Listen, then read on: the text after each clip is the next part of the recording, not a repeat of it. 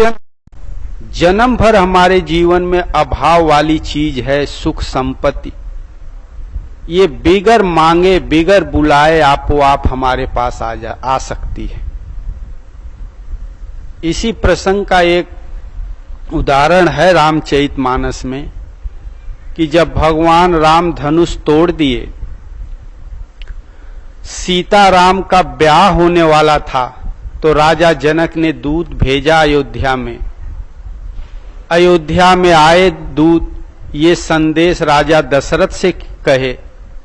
राजा दशरथ बहुत प्रसन्न हुए, तुरंत दूत को लेके गुरु महाराज अर्थात वशिष्ठ के यहां गए और सारा दूत ने जो बताया, कैसे राम ने धनुष तोड़ा, ब्याह होने वाला है, बारात के लेकर आने के लिए संदेश भेजे हैं जनक। पहले तो उन्हें विश्वास भी नहीं था, ये खीर से पैदा होने वाले चारों पुत्र भला योग्य कहीं इन्हें पत्नी मिलेगी कि नहीं। लेकिन जब ये स्वतः उनके पास दूत ने आके निमंत्रण दिया राजा जनक का, तो ये बात जाके गुरु महाराज से कहे, तो यहां जो वशिष्ठ और दशरथ का संवाद है, इस प्रसंग में 2-4 पॉइंट ठोस तुलसीदास जी ने बताया हमें आपको कि वास्तव में पुण्य क्या है, धर्मशीलता क्या है, सुख और संपत्ति का मुख्य स्रोत क्या है, जिसका हम आचरण करें तो ये सुख शांति के लिए जो हम दर दर भटक रहे हैं वह स्वतः अब हमारे आपके पास आ जाए। और उसके लिए हमें करना क्या है, ये 3-4 पॉइंट एक दोहे में उन्होंने समझा दिया। एक दोहे में अर्थात 7-8 चौपाई में।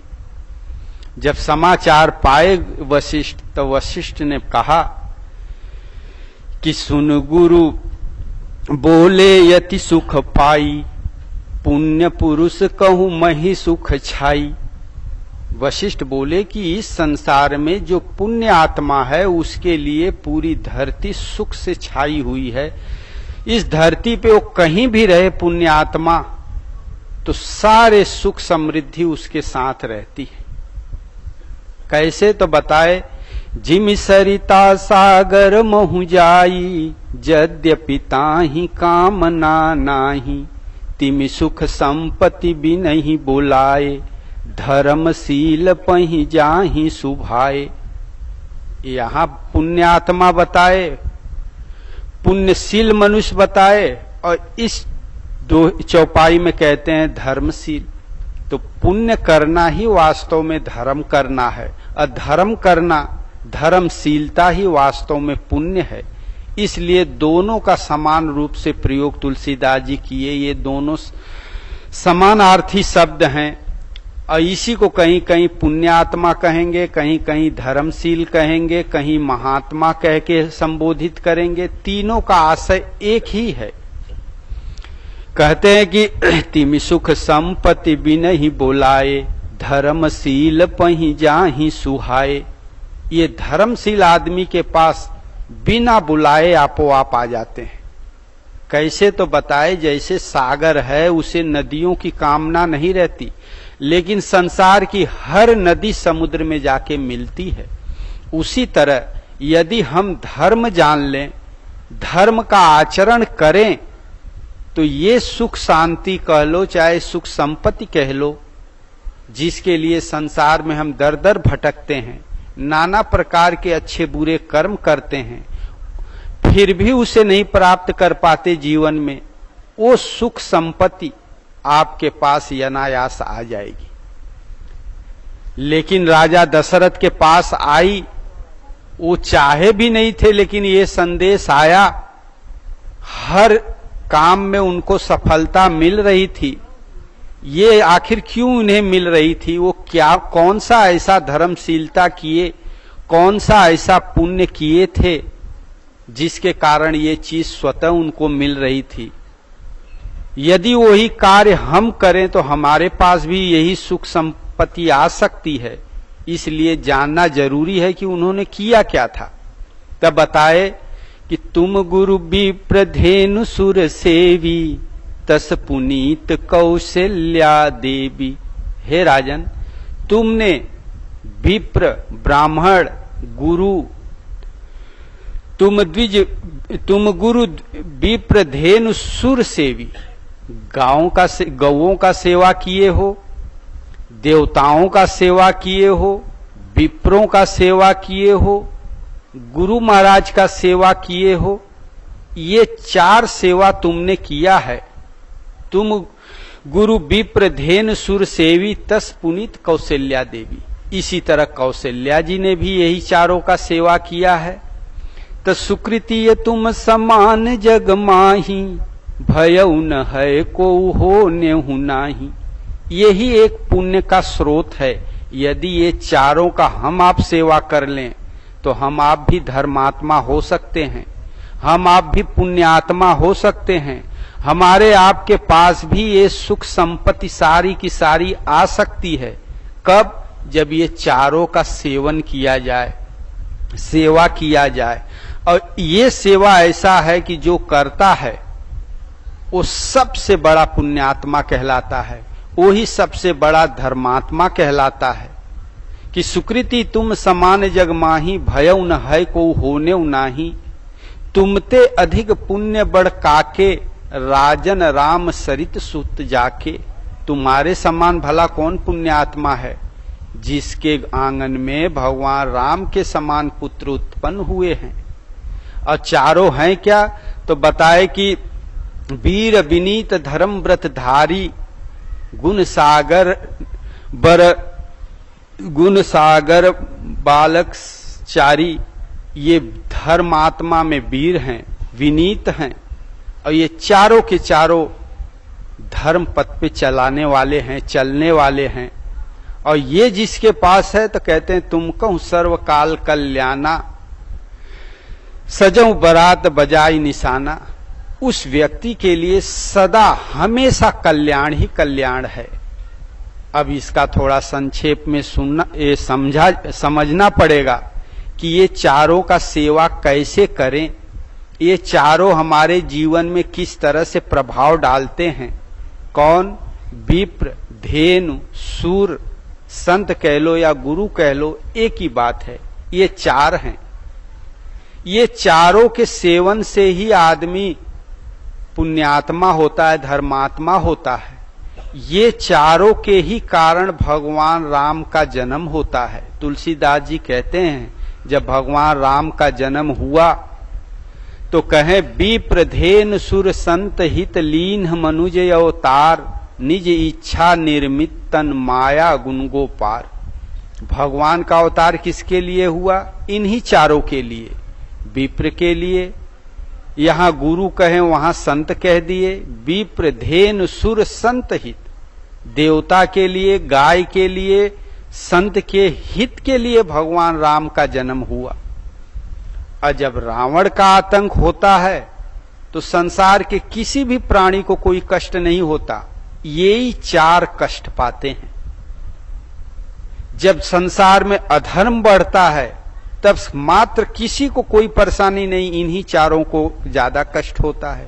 कि जब जब होई धर्म कय हानि, बाढ़ई असुर अधम अभिमानी, करही अनीत जाय नहीं बरनी, सीदही विप्र धेनु सुर धरनी। ये 3-4 जो नाम गिनाए, यही अधर्म बढ़ता है तो क्षीण होते हैं, धर्म बढ़ता है तो पुष्ट होते हैं। और रावण का आतंक होता है तो रावण किसी को कोई परेशानी नहीं करता, जब भी परेशान करता है तो ये चारों को ही। कहते हैं कि जह जह विप्र धेनु सुर पावही, नगर गांव पूरे आग लगावही। रावण का आतंक था तो किसी को कुछ न बोले, जहां गौशाला था वहां आग लगा दे, जहां पंडितों का डेरा था, पंडितान था, उस गांव में आग लगा दे, देवताओं को दौड़ा दौड़ा के मारे, गाली दे।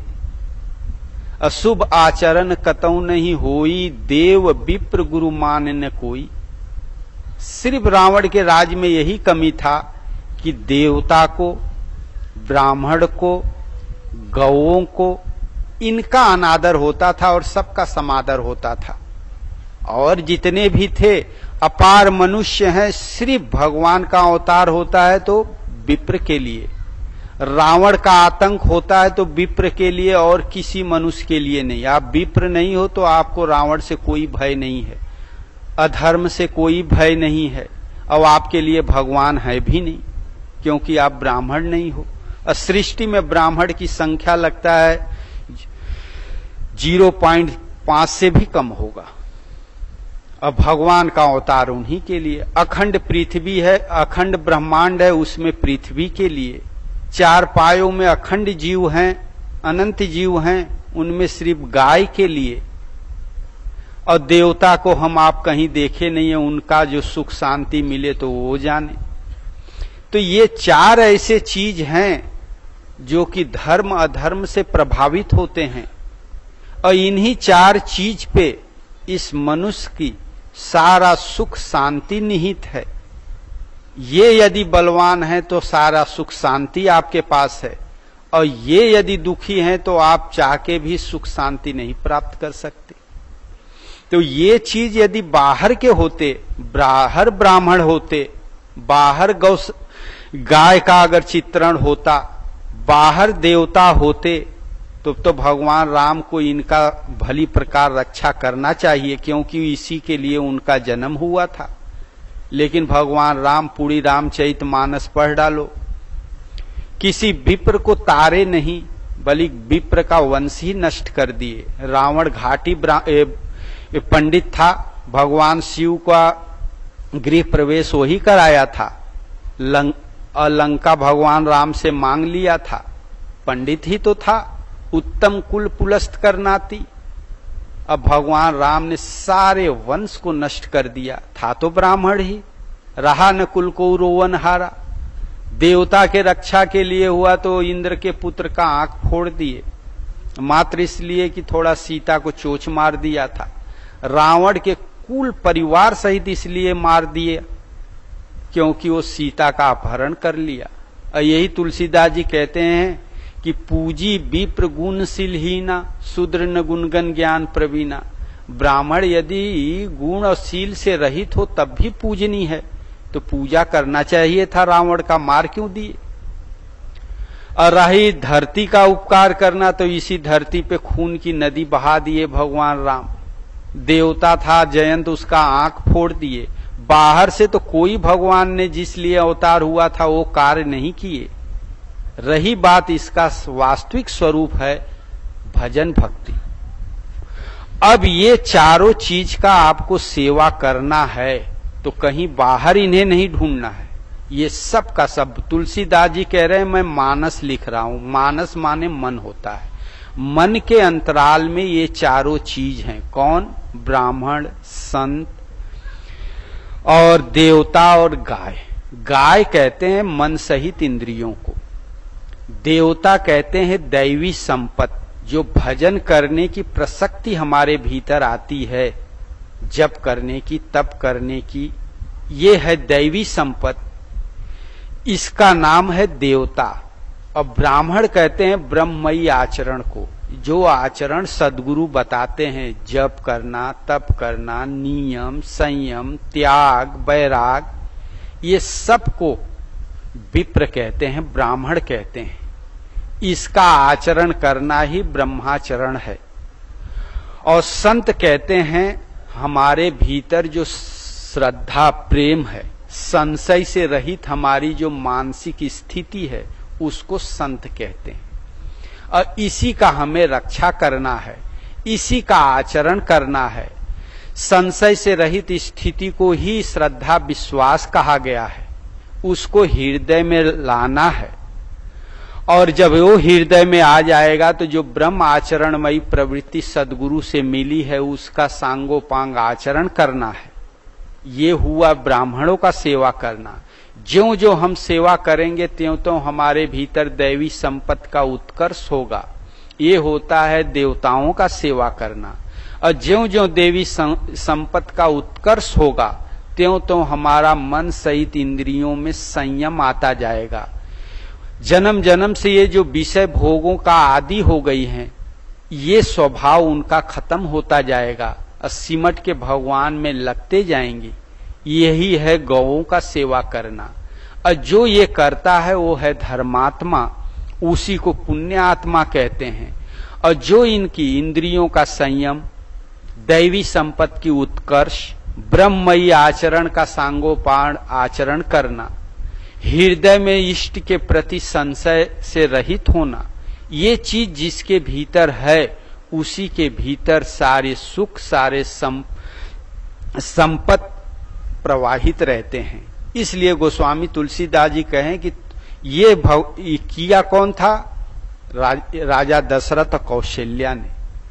इस जन्म में तो उन्होंने कहीं गौशाले में सेवा नहीं किया, लेकिन पूर्व जन्म में उन्होंने तपस्या किया था। पूर्व जन्म में वे मनुष्य रूपा थे। अंत में सारा घर गृहस्थी का त्याग करके चले गए नैमिषारण्य, वहां संतों से मिले, उनसे भजन चिंतन की विधि सीखे और लग गए समर्पण के साथ। 12 अक्षर मंत्र पुनि जपई सहित अनुराग, वासुदेव पंकर ही दंपति मन यति लाग, उरे अभिलाष निरंतर होई, देखी परम प्रभु मैं सोई, अगुण अखंड अनंत अनादि जेहि चिंतई परमारथ बादी, ऐसौ प्रभु सेवक बस अहि। ये इस तरह से संतों से विधि सीखकर भजन चिंतन में लगे। अब भजन चिंतन करने लगे, करें आहार साग फल कंदा, सुमिरई ब्रह्म सच्चिदानंदा। आहार उनका विषय वासना खत्म हो गई, भजन भक्ति ही उनका आहार हो गई। पहले खड़ विकारों को शांत किए, फिर श्वास के द्वारा योग की 7 भूमिकाओं में प्रवेश किए, फिर एक ब्रह्म में टेक के साथ लगे। बरस सहज 10 त्यागों सोई, ठाढ़े रहे एक पद दो। दोनों जन एक पैर पे खड़े रहे, अर्थात एक इष्ट के आधार पे चले। सारे देवता सामने आए वर मांगने के लिए। विधि हरि हर तब देख अपारा, मनु समीप आए बहुबारा। मांगहु वर बहु भांति लोभाए, परम धीर नहीं चले चलाए। अंत में भगवान की वाणी हृदय में आई, वो स्वरूप से दर्शन दिए। अब बताए कि जाओ तुम अयोध्या में राजा दशरथ होगे, ये शतरूपा महारानी कौशल्या होंगी, और तुम्हारे ही घर मेरा अवतार होगा। यही उन्होंने पुण्य किया था, और ये जो उन्होंने किया उसमें सारे चीज आ गए। इंद्रियों का संयम किया, इसलिए गौ की सेवा किया। मन सहित इंद्रियों को इष्ट में लगाया, ब्रह्म चिंतन किया, इसलिए ब्राह्मणों का सेवा किया। दैवी संपत्ति का उत्कर्ष किए, इसलिए देवता का सेवा किया। और जो संशय पैदा कर रहे थे भगवान के तरफ, इसका अंत करके श्रद्धा विश्वास से पूर्ण परिपूर्ण हुए। ये हुआ संत की, गुरु की सेवा। ये सब की सेवा उन्होंने किया था, इसीलिए इस जन्म में उनके यहाँ साक्षात भगवान अनुभव ही राम है। इनका भगवान अपने अंश के रूप से अवतार लिए, अनुभूति आने लगी, भाव जागृत हुआ, सत्संग उनके भीतर आ गया, विवेक आ गया। ये अगर जिसके भीतर है उसके भीतर भगवान का प्रादुर्भूत होता रहता है। तो यही उन्होंने किया चारों का सेवा। अगर यही हम आप भी करें तो धर्मात्मा हो सकते हैं, पुण्यात्मा हो सकते हैं। गोस्वामी तुलसीदास जी ने कहीं कहीं पे स्पष्ट कहा कि पुण्य एक जग महु नहीं दूजा, मन क्रम वचन विप्रपद पूजा। आगे एक जगह कहते हैं कि मन क्रम वचन कपट तज, जो कर भूसुर सेव, मोहि समेत बिरंच शिव, बस्ता के सब देव। जो मन क्रम वचन से किसी संत सदगुरु के शरण में रह के सेवा करता है, वो कहता है सारे देवताओं को, यहां तक कि मुझे अपने वश में कर लेता है। वो ही पुण्यात्मा है, उसी के भीतर ये चारों की सेवा होते रहती है। और ये सेवा अपने से वो कर नहीं सकता, इसलिए वो ही परमात्मा हृदय से रथी होके इन चारों की सेवा को पुष्ट कर देते हैं, तब जाके ये पूर्ण होता है। इसी प्रसंग में हम इंद्रियों का संयम करते हैं, लेकिन अपने मन बुद्धि से इंद्रियां कभी नहीं संयमित होती। अपने मन बुद्धि से हम दैवी संपत्ति की रक्षा नहीं कर सकते। अपने मन से हम ब्रह्म आचरण में लग भी नहीं सकते। ये सबके लिए भगवान का अवतार सद्गुरु का रथी होना जरूरी है। इस प्रसंग में गुरु महाराज का एक दृष्टांत था। जब ये साधना काल में थे, बहुत तत्परता से भजन करते थे, लेकिन गुरु महाराज का जो आदेश था, वो जो कहें उसकी पकड़ अभी कम थी। इसलिए उन्हें ये ईश्वरी दृश्य सामने आए कि वे एक गाय को मार रहे हैं, मारते मारते मारते मारते फुटबॉल बना दें। फिर धीरे धीरे पूंछ निकल आए, पैर निकल आए, फिर वो गाय बन के चलने लगे। कई बार ये दृश्य आया। अंत में उन्हें दिखाई पड़ा कि उसी गाय को पूज्य परमहंस महाराज आए, एक खूंटा में उसको मोहकड़ी लगा के बांध दिए। कुछ देर तक वो घूमते रही, फिर बैठ के पागुर करने लगी। तो ये दृश्य बताया कि मन सहित इंद्रियों का संयम अपने बलबूते नहीं हो सकता, जब तक कि इष्ट देव रथी होके इसका नियंत्रण न करे। मन बस होए तबहि जब प्रभु प्रेरक बरजे। इसी तरह से कई दृश्य आए और इन दृश्यों के द्वारा यही बताया गया कि ये चारों का सेवा पूर्ण रूप से पुष्ट तब होगा जब भगवान हृदय से रथी होके इसके सेवा में हमारा मार्गदर्शन करें, ब्रह्म आचरण में हमारा मार्गदर्शन करें, दैवी संपत्ति के उत्कर्ष में। कहीं कभी होता है कि कोई साधक रहता है, उसकी बाईं गदेली फड़कने लगती है, भगवान का संकेत होता है तुम्हारे भीतर जो दैवी संपत्ति है उसका क्षरण हो रहा है। इसको रोको, इसको संयमित रखो, एकत्र करके रखो। उन्हीं के निर्देश पे वो समझ पाता है कि दैवी संपत्ति का उत्कर्ष हो रहा है या अपकर्ष। ब्रह्ममयी आचरण हमारा सही चल रहा है कि नहीं, ब्राह्मण सेवा ठीक हो रहा है कि नहीं, मन सहित इंद्रियां कितना संयमित हैं, कितना करना है, ये सब की जानकारी वो सद्गुरु का जब हम स्वरूप हृदय में पकड़ते हैं तो उनका स्वरूप ही इसका मार्गदर्शन करता है। और करते करते अंत में सारे के सारा सेवा परिपूर्ण हो जाता है। और जो सुख शांति हमसे बिछुड़ी हुई है, जो सुख शांति हमसे दूर है, वो सदा सदा के लिए हृदय में हमारे आपके आ जाता। और ये आ जाने के बाद फिर कहीं भटकाव नहीं रहता और न किसी पाने की कोई इच्छा रहती है। इसलिए यदि हमें पुण्य आत्मा बनना है, धर्मात्मा बनना है, महात्मा बनना है, तो किसी संत सद्गुरु के शरण में रह के उनके द्वारा बताई हुई साधना को ज्यों ज्यों हम करते आचरण में ढालते जाएंगे, त्यों त्यों ब्राह्मण, विप्र, गुरु, संत सबका सेवा होते जाएगा और एक दिन सेवा का परिणाम मिल जाएगा, जो कि सुख और शांति जो अनवरत अखंड है वो प्राप्त हो जाएगी। इसलिए अंत में गोस्वामी तुलसीदास जी ने पूरी रामचरितमानस लिख के बताए कि सोई धर्मज्ञ गुनी सोई ज्ञाता, सोई महिमंडित पंडित दाता, धर्म परायण सोई कुलताता, राम चरण जाकर मन राता, नीति निपुण सोई परम सयाना, श्रुति सिद्धांत नीक ते ही जाना। कौन? जिसका मन क्रम वचन से भगवान के प्रति, भजन भक्ति के प्रति प्रेम श्रद्धा है, प्रबल इच्छा जिसका है, वो धर्मात्मा है, पुण्यात्मा है। उसने सारे वेद शास्त्र के सिद्धांत को भली प्रकार जाना है। अर्थात सारे वेद शास्त्र उपनिषद जितने भी हैं हमारे, सब में मुख्य सिद्धांत यही है कि हमारा भगवान में, भजन भक्ति में, अपने परम पद में, अपने सहज स्वरूप में जिज्ञासा, प्रेम, अनुराग हो जाए। यही हर शास्त्र का सिद्धांत है। इसलिए कहें श्रुति सिद्धांत नीकते ही जाना।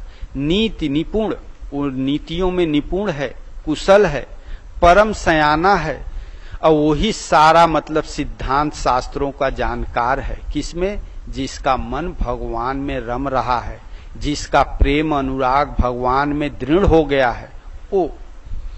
तो भजन भक्ति के द्वारा ही ये चारों का सेवा होता है। यही चारों ही हमारे जीवन में सुख शांति के एक आधार हैं और इनका अवहेलना हमसे होते रहती है। इसलिए इसे त्याग के हम संसार में जो कुछ करते हैं वो सब अधर्म हो जाता है, असत्य हो जाता है, पाप का कारण हो जाता है। इसलिए हम चाहते तो हैं सुख शांति, जीवन में रहता है अशांति या दुख। इसलिए भजन भक्ति से ही इसका उत्कर्ष होता है। बोलिए श्री सद्गुरुदेव भगवान की।